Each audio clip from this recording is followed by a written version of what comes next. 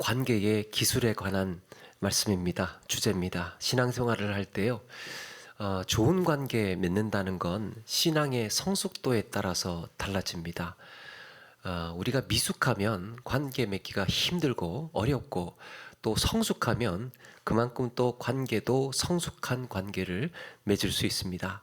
근데 여기에는 하나님과 관계 맺는 것과 우리가 서로 관계 맺는 것 사이에는 같은 원리가 작용을 합니다. 하나님의 관계와 성도들 사이의 관계가 서로 연결되어 있다는 말입니다. 형제들끼리, 성도들끼리만 친하고 하나님과 친하지, 이 관계가 깊지 않을 수가 없고, 하나님과의 관계는 좋은데 교우들 사이에, 성도들 사이의 관계가 안 좋을 수가 없다는 거예요. 대표적인 대목이 요한일서에 등장합니다. 요한일서 4장 7절에 이하에 보니까 형제를 사랑하는 자마다 하나님으로부터 나서 하나님을 알고, 사랑하지 아니하는 자는 하나님을 알지 못하나니 이는 하나님은 사랑이심이라라고 했습니다. 지금 내 곁에 있는, 나와 함께 신앙생활을 하는 이런 이들을 사랑하는 그것이 하나님을 사랑하는지 하지 않는지의 여부를 증명한다는 겁니다. 하나님은 사랑이시라라고 했습니다. 내가 하나님으로부터 났다면, 내가 주님 안에 있다면 내 신앙과 인격과 성품도 하나님의 사랑이라는 속성을 드러낼 수 있어야 한다는 말입니다. 주님 안에 있습니까? 그러면 주님의 속성이 우리의 삶에서, 말에서, 행동에서 드러날 수 있어야 한다는 겁니다.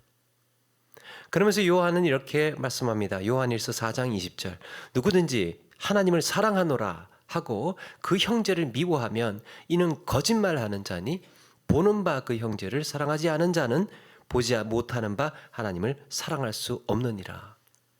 내가 하나님을 간절히 사랑해서 하나님의 일에 수고하고 노력하고 그렇게 헌신하고 섬긴다고 할 수 있지만, 딱 한 가지 이유로 그게 거짓인지 아닌지가 드러난답니다. 그 이유가 무엇입니까? 내 곁에 있는 이들을 미워한다면, 그 형제를 미워하면 이는 하나님이 사랑하는 게 거짓말이라는 말입니다. 눈에 보이는 형제를 미워하면서 동시에 하나님을 사랑한다는 건 불가능하다는 말입니다. 예수님도 같은 취지의 말씀을 하십니다. 제단에 예물을 드리다가 혹은 예배하다가 관계가 좋지 않은 누군가가 생각이 나거든 예물 드리는 일을 멈추래요. 그 멈추고 가서 용서를 하거나 용서를 빌거나 관계를 어쨌든 회복하고 와서 그 다음에 예물을 드리라고 하셨습니다. 네가 나와 아름다운 관계를 원한다면, 우리 주님께서 원한다면 너희들 관계부터 회복해라. 너희들 사이의 관계부터. 그래서 우리의 신앙 여정 중에요, 첫 번째 과제가 건강하고 성숙한 관계를 맺는 일입니다. 서로 사이가 좋아야 합니다. 그게 첫 번째 과제예요. 특별히 직분자에게 필요한 요건이요, 좋은 관계를 맺고 그걸 유지할 수 있어야 하는 겁니다. 직분자는요, 참 잘해야 되는 게요, 관계 잘 맺는 겁니다. 교우들과 성도들과 좋은 관계, 두루두루 다 친하고 두루두루 관계를 잘 맺는 겁니다. 그게 첫 번째예요.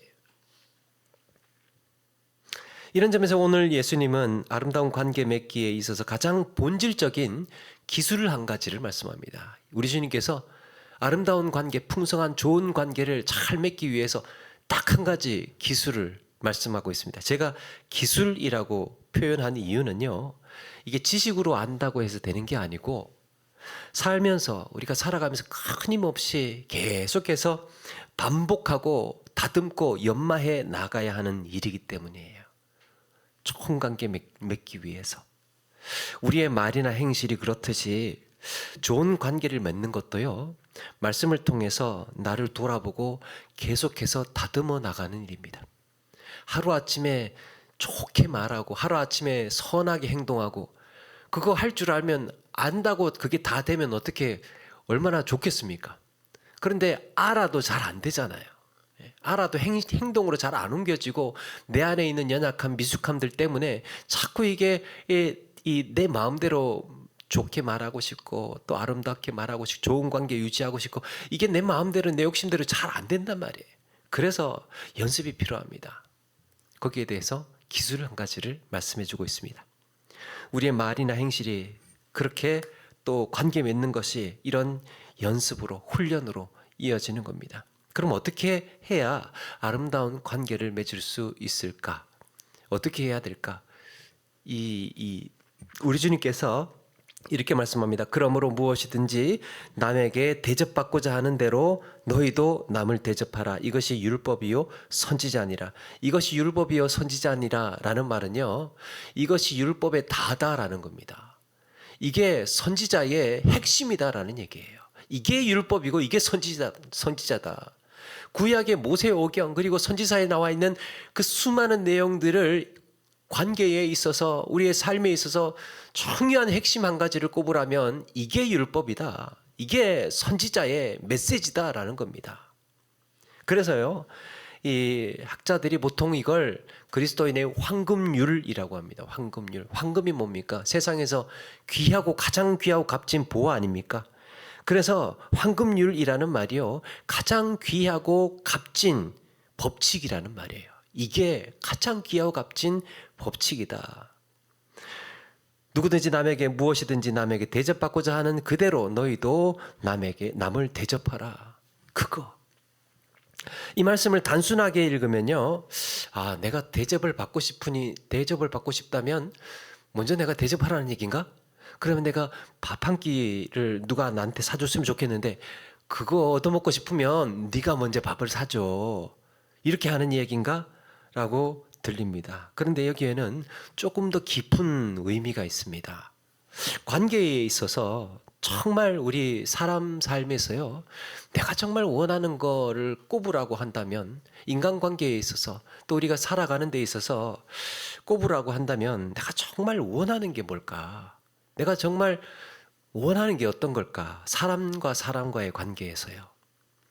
여러분들은 사람과 사람과의 관계에서 원하는 게 어떤 겁니까? 그리고 나는 어떤 대우를 받고 싶습니까? 어떤 대우를 받고 싶습니까? 첫 번째가요, 세 가지 말씀드릴 수 있습니다. 첫 번째가 누가 내 얘기를 주의 깊게 잘 관심 있게 들어줬으면 좋겠어요. 누가 내 얘기를 아주 내 말을 내가 하고 싶을 때, 또 하고 싶은 말을 있을 때 그걸 자세하게 주의 깊게 들어줬으면 좋겠습니다.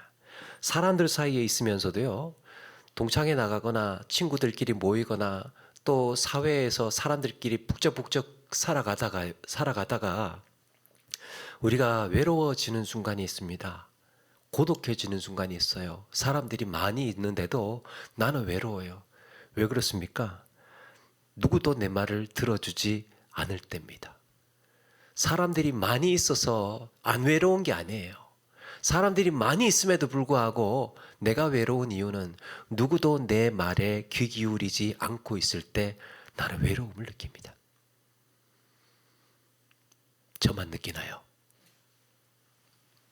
그래서 아름다운 관계를 맺기 위해서 첫 번째 기술, 그래서 네가 원하는 게 뭐냐? 나는 사람들이 내 이야기를 잘 주의 있게 들어주고 관심 있게 들어주는 걸 나는 원해. 그래? 그러면 너도 그렇게 해라. 너도 그렇게 해줘라. 그게 뭡니까? 경청입니다. 경청. 누군가가 나에게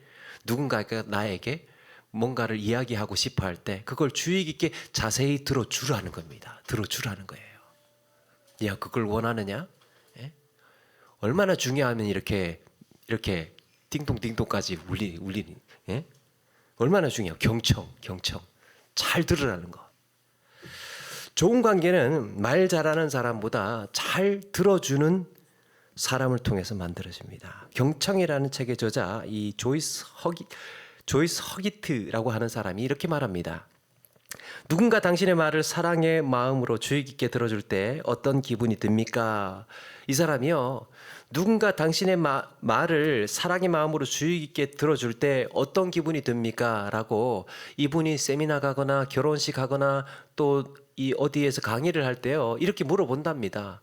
누군가가 당신에게 정말 사랑의 마음으로 주의 깊게 뭔가 이야기를 이렇게 들어주면 어떤 기분 듭니까? 라고 물어보니까요, 대부분 반응이 이렇게 느껴진답니다. 내가 소중한 존재라고 느껴집니다. 누군가 내 얘기를 탁 주의 깊게 들어줄 때 위안을 얻습니다. 위로를 받습니다. 힘든 상황에서 꿋꿋이 살아갈 수 있는 내가 자신감이 생깁니다. 누가 내 얘기를 주의 깊게 관심 가지고 경청해주고 잘 들어주고 있으니까요, 한참을 1시간이고 2시간이고 그렇게 쏟아내고 이야기를 하고 났더니 속도 후련해지고 힘도 생기고 용기도 생기고 위로도 되고 그렇게 되더라는 거예요. 그리고 사랑받고 있다는 느낌을 받는다는 겁니다. 누군가가 우리의 말에 귀 기울여주고 경청해서 관심을 보이면 우리는 깊이 사랑받고 있음을 느낍니다. 그래서 경청의 포인트는요, 주의 깊게 끝까지 들어주는 겁니다. 주의 깊게 끝까지.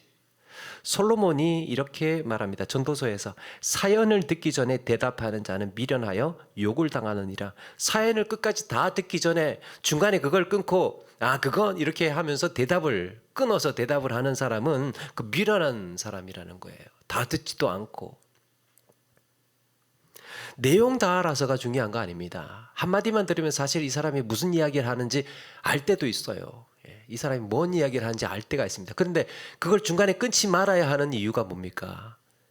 감정을 다 털어내지 않았기 때문이에요. 내가 하고 싶어 하는 그 욕구를 다 털어내지 않았기 때문에 그걸 중간에 끊으면 그게 미련하다는 겁니다. 내용을 몰라서 그런 게 아닙니다. 끝까지 다 들어주어야 하는 이유예요. 그러면 끝까지 다 들어주었다는 걸 어떻게 확인하는가? 다 듣고 요약을 해줍니다. 그래서 이러이러한 내용을 지금 말하는 거지, 이러이러하다는 거지 라고 내가 다시 한번 되풀이해 주는 겁니다. 이걸 반영적인 경청이라고 합니다. 내가 반영해 준 거예요. 상대방의 말 속에 담긴 감정이나 의미를 내가 판단하거나 해석하지 않고 그대로 말해 주는 듣기예요. 조금 역설적이죠. 말하는 듣기. 그 사람이 했던 말을 그대로 내가 되풀이해 주는 반영적인 경청. 그래서 그 사람의 감정이나 마음을 내가 거울이 되어서 그대로 반영해 주는 겁니다. 아프다는 거지. 또 이러이러하다는 얘기지. 억울하다는 말이지. 힘들다는 거지. 내가 그걸 알아서 들어준다는 거예요. 그래 그거. 내가 그 말을 하고 있었어. 내가 그 말을 하고 싶었어. 그런 이야기. 이렇게 하는 이유가 뭡니까? 어떤 사람이 이렇게 말합니다. 진정한 경청은 언어 이면을 꿰뚫어서 언어 속의 숨은 뜻을 이해하고 그 언어를 통해서 자신을 드러내는 상대방을 발견하는 것이다. 내가 말하고 있는 그 이면에 정말 하고 싶은 감정이 뭔가, 정말 하고 싶은 그 느낌이 어떤 건가, 그걸 보아야 된다는 겁니다. 말하는 내용이 아니고. 그러면서 하는 말이, 사람들이 가장 두려워하는 것은 자기 자신을 드러냈을 때 아무도 들어주지 않는 것이다.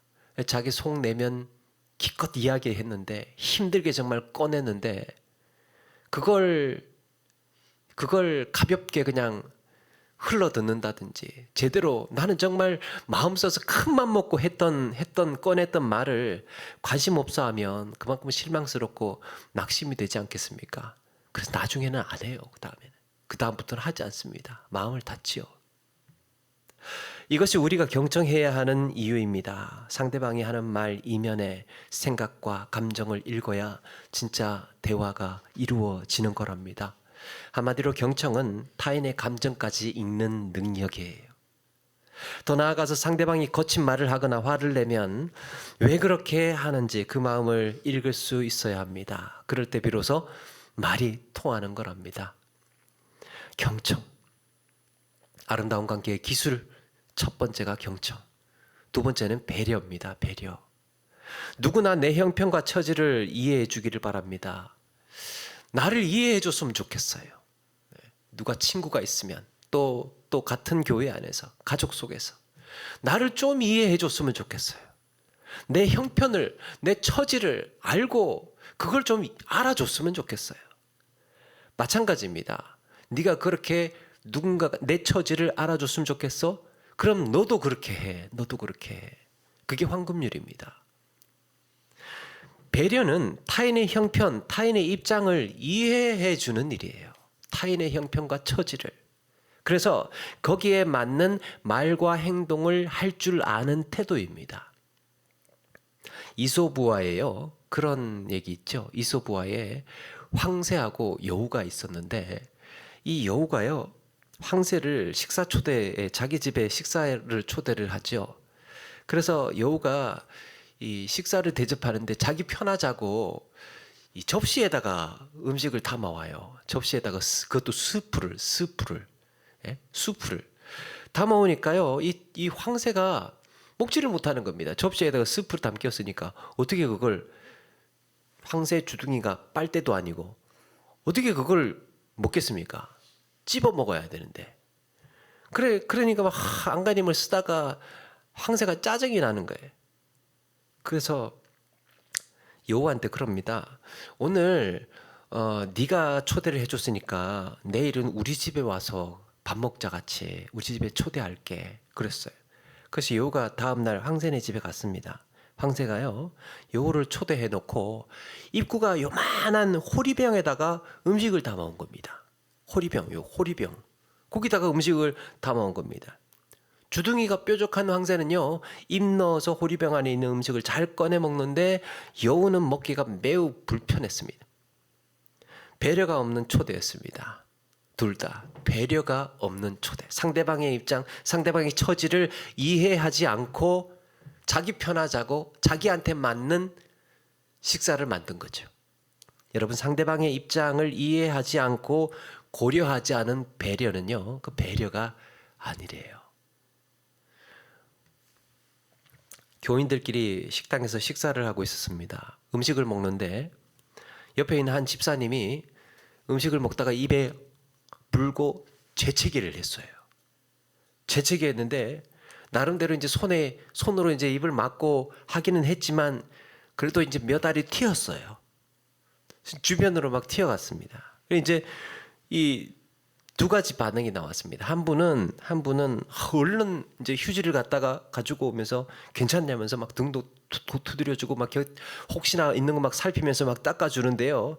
한 사람은 꼼짝도 안 하고 에이, 재채기 할 거는 그냥 고기나 좀 덜리지 이러면서 그냥 그렇게 중얼중얼 눈살을 찌푸렸다는 겁니다. 두 가지의 반응. 내가 한 재채기가 아니니까 그 사람의 입장을 고려하지 않는 거죠. 내가 그런 일을 당하지 않았으니까 나는 답답지 않은 거죠. 타인의 형편을 이해하지 않는 겁니다.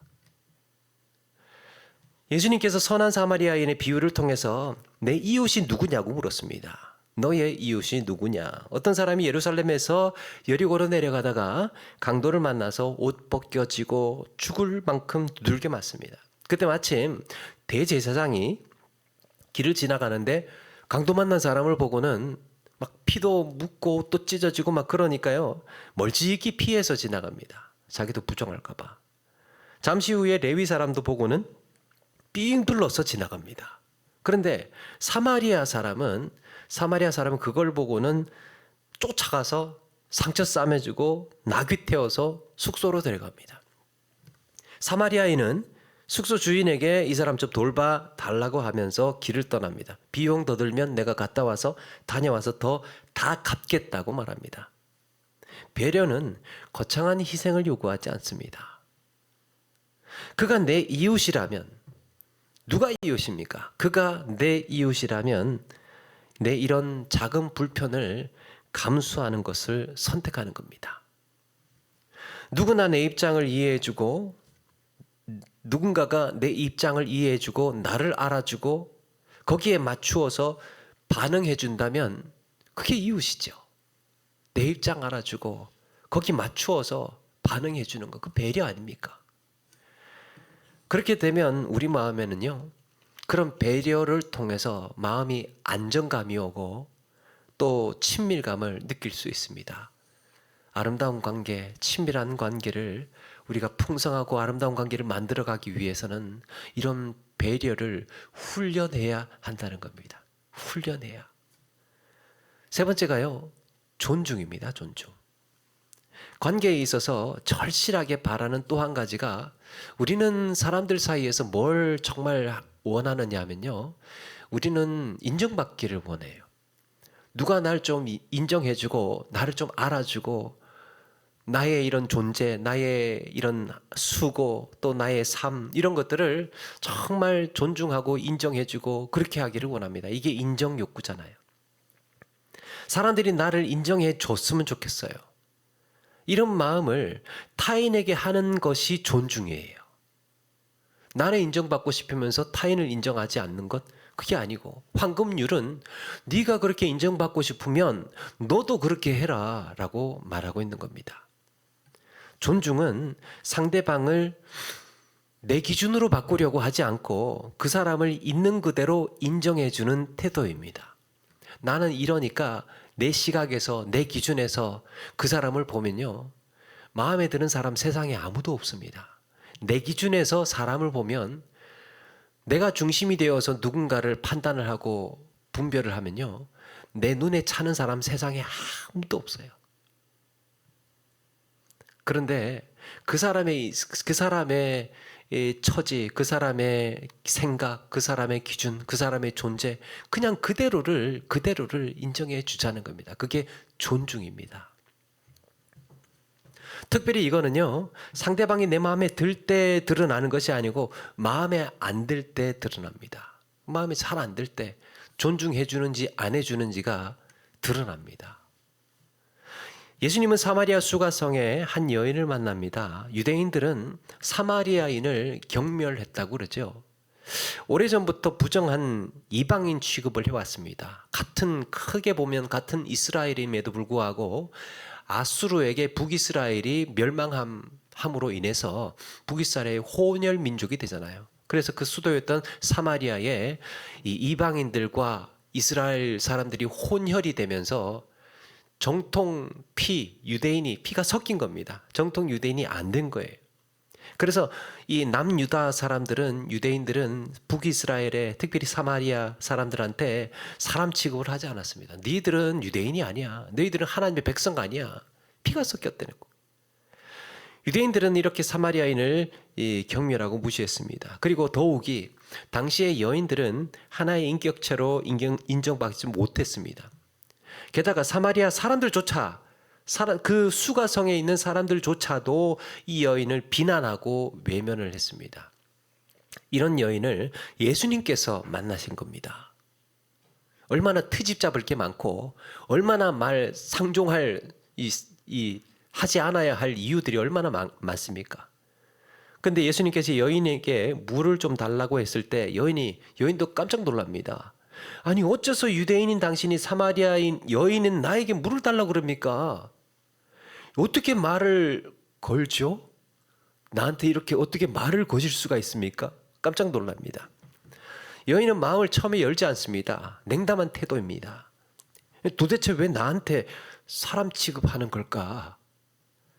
그런데 대화를 나누다가 보니까, 예수님과 잠시 대화를 나누다가 보니까 예수님께서 이 여인을 비난하지 않으시고 또 경멸하지도 않으시고, 그냥 그 마음의 갈급함이 무엇인지, 그 여인의 정말 목마른 것이 어떤 것인지를 이야기를 하고 계셨습니다. 여인도 그걸 알아보고는 마음을 열고 진지하게 대화를 시작합니다. 예수님은요, 그 여인이 사마리아 여인이라고 멸시하지 않으시고 사람들 앞에 입에 오르내리는 그런 사람이라고 비난하지 않으셨습니다. 그 사람 있는 그대로. 예수님은 여인을 죄인이 아니라 구원받아야 할 고귀한 한 영혼으로 존중해 주셨습니다. 예수님이라고 사람 없인, 야, 너희들 인간, 나하고 난 신인데 너희들 인간이라고 업신여기거나 무시하거나 그러하지 않았습니다.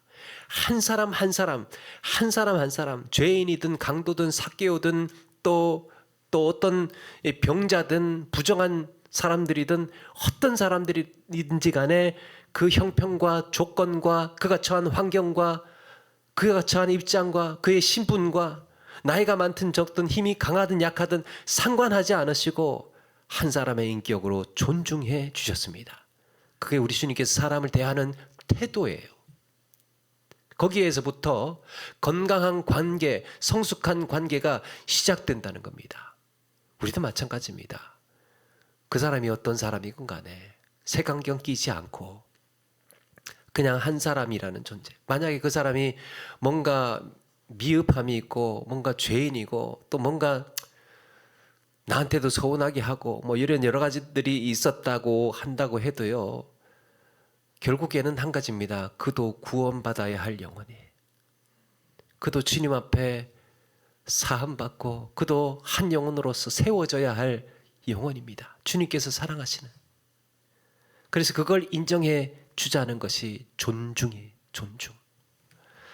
우리는 가끔 누군가를 대할 때요, 이게 참 그러고 싶지 않은데 이렇게 이야기를 하다가 보면 나보다 좀 이렇게 부족한 면이 무엇인지가 이렇게 눈에, 부족한 면이 무엇인지, 그 사람이 비난받아야 할 게 무엇인지 막 이렇게 불꽃 같은 번개 같은 눈으로 레이저를 쏴가면서 이 사람의 꼬투리가 무엇인지, 이 사람의 약점이 무엇인지, 이 사람의 이 뭐를 책잡아야 할지, 이런 것들이 눈에 들어오거나 막 그러는 경우가 있습니다. 그런데 존중은요, 상대방을 죄인으로 만드는 게 아니라,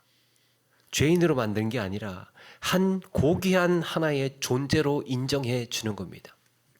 대화를 나누다 보면 내가 꼭 나쁜 사람 되는 것 같고, 이야기를 하다 보면 내가 괜히 죄인인 것 같고, 내가 괜히 위축되고 이렇게 주눅이 드는 것 같아요.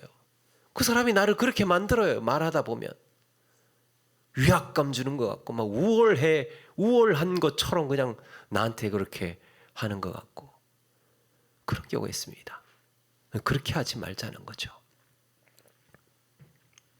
이렇게 그 사람의 입장에서 이해하고 그 사람을 그대로, 있는 그대로 받아들이는 것, 또 신앙적으로 이야기한다면 그 사람도 한 영혼으로 주님께 사랑하시는 자로 구원받아야 할 영혼이라는 것, 그걸 인정해 주는 것이 존중입니다. 경청이 상대방의 말을 끝까지 들어주고 그걸 이해해 주는 것이라고 한다면, 배려는 그런 이해를 바탕으로 내가 어떻게 말하고 행동할 것인가 하는 문제입니다. 배려. 그리고 존중은 그런 상대방을 있는 그대로 인정하는 태도입니다. 인정하는 태도. 그 사람은 그 사람의 생각으로 존중해주고, 동의하지는 않아도 그 사람의 생각, 그 사람의 의견 존중해 줄 수 있죠. 같은 내가 그걸 동의해 주지는 못할지언정 그 사람의 생각과 의견, 그 사람의 말, 이런 것들 그대로 존중해 줄 수 있다는 겁니다. 내 의견의 무게와 같이, 내 말의 힘과 같이 그 사람의 힘도, 그 사람의 존재도 그대로 인정해 줄 수 있어야 한다는 겁니다. 그래야 사람과 사람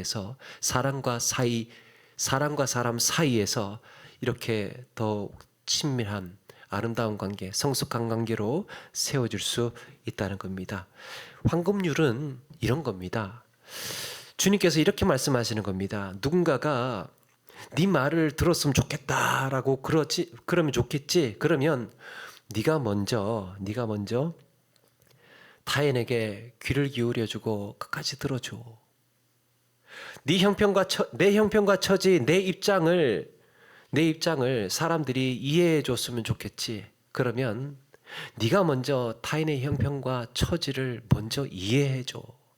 배려. 사람들에게 인정받고 싶다면 네가 먼저 타인을 존중하고 있는 그대로를 인정해 주라고 말씀하고 있는 겁니다. 이게 황금률입니다.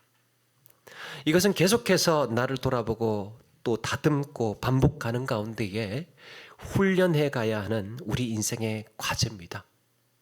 그리고 여러분, 이렇게 경청, 배려, 또 존중이요, 하나님과의 관계에서도 그대로 쓰입니다.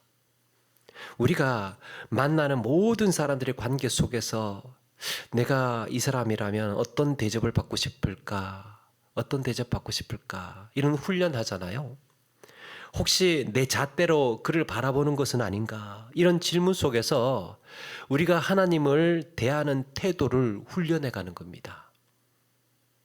그렇게 되면 하나님의 말씀을 끝까지 듣고 정말 하시고자 하시는 말씀이 뭔지, 정말 하나님의 마음이 어떤 것인지 그걸 고민할 수 있습니다.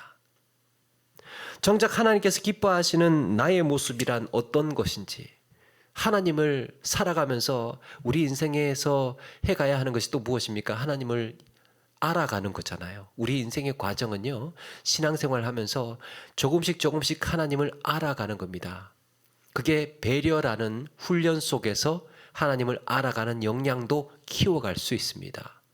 내 생각만 하지 말고, 내 이해로만 살지 말고, 하나님이라면 어떻을까? 하나님의 마음이라면 어떤 것일까? 그 훈련을 해가는 겁니다. 그래서 아름다운 관계를 잘 맺기 위해서 애쓰고 훈련하는 그 과정 속에서 우리들끼리의 사이도, 관계도 돈독해지고 풍성해지고 깊어질 수 있지만, 그것이 하나님을 더욱더 친밀한 관계로, 아름다운 관계로 만들어가는 데 있어도 직접적으로 필요하다라는 겁니다. 이런 질문 속에서 우리는 하나님을 대하는 태도를 조금씩 그렇게 훈련해 갈 수 있습니다. 이렇게 내 기준으로 하나님을 바라보는 것이 아니고 하나님의 기준에서 나를 돌아보고 내가 변화되어 가는 이런 성도의 삶으로 모두가 함께 성숙해져 가야 할 줄로 믿습니다. 경청과 배려, 존중, 아름다운 관계의 기술이었습니다. 이 세 가지를 매일의 삶에서 연습하는 가운데에 하루하루 이런 좋은 아름다운 관계를 우리 그리스도인들이, 믿는 자들이 이렇게 정말 성숙한 관계를 일구어낼 수 있다는 것을 많은 사람들에게도 보여주고 증명해주고 우리 스스로도 돌아보고 훈련해가고 연마해가는 그런 저와 여러분의 삶이 되기를 주의 이름으로 축원합니다.